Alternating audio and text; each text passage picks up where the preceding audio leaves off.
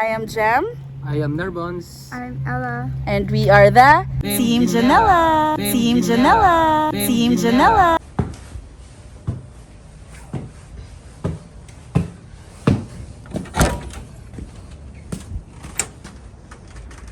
Hi guys.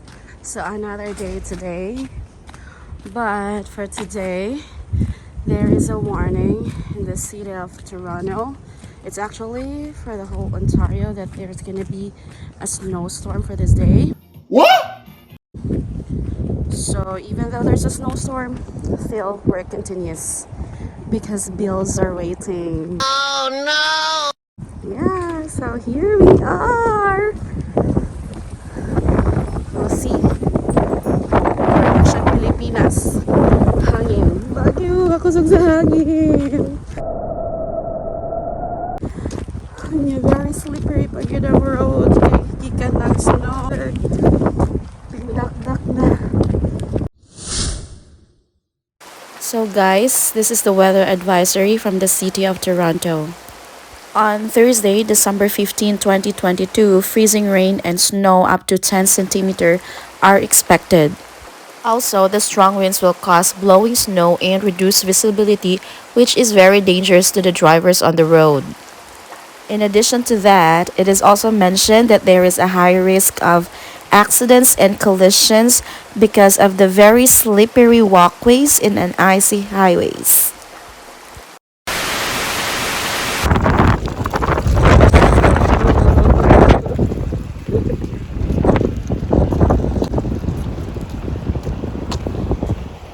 Kusog sa hangin.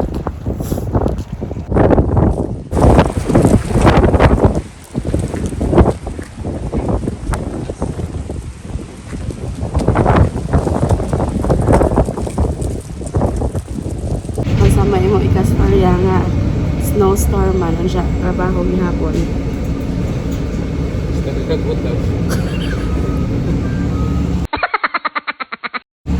Masa nagagutang trabaho gihapon. But still, snowstorm. Buhay Canada. You were right. Sit.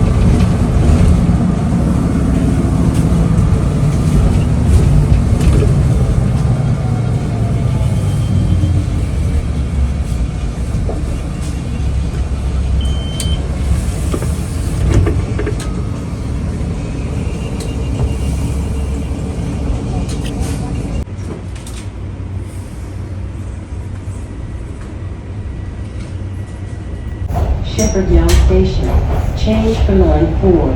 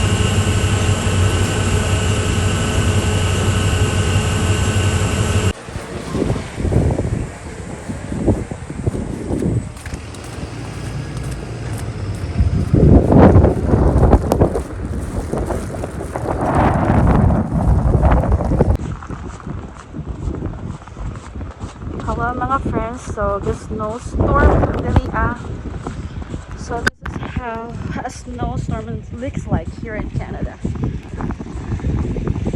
Yeah.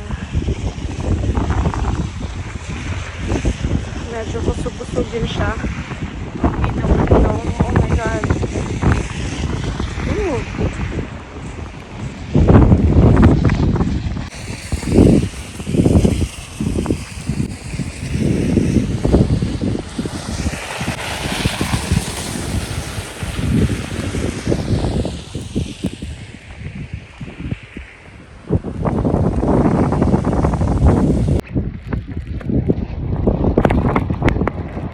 Oh, mo na gid ni ang buhay Canada.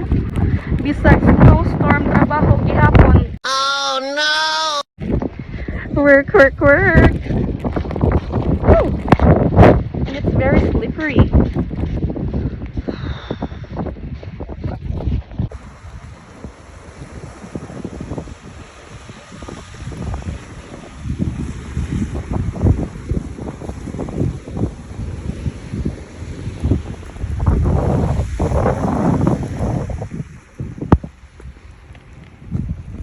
Toronto, ati man 9 taon ni ugma sayo ha, kay mo duty pa ko. Kaya ang bills, dili mo off ang bills. Lima na ang town. Kaya last year, kaya itong snowstorm nga kusog kaayo, 2 days in town ko nga wala ka siya. No work, no pay.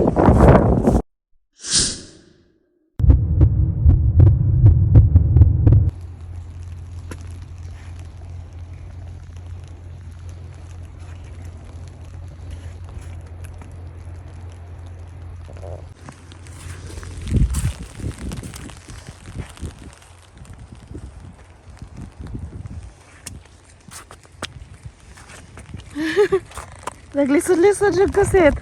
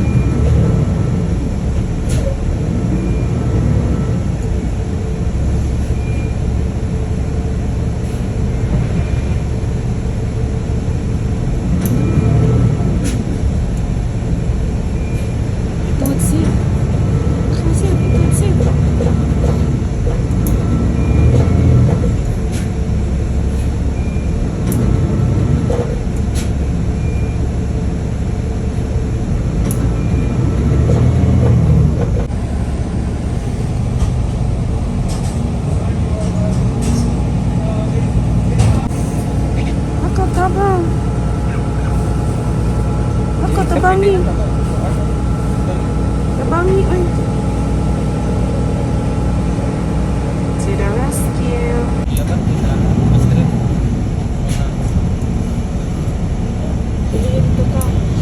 2,000 years later. Hey! Good job. Good job.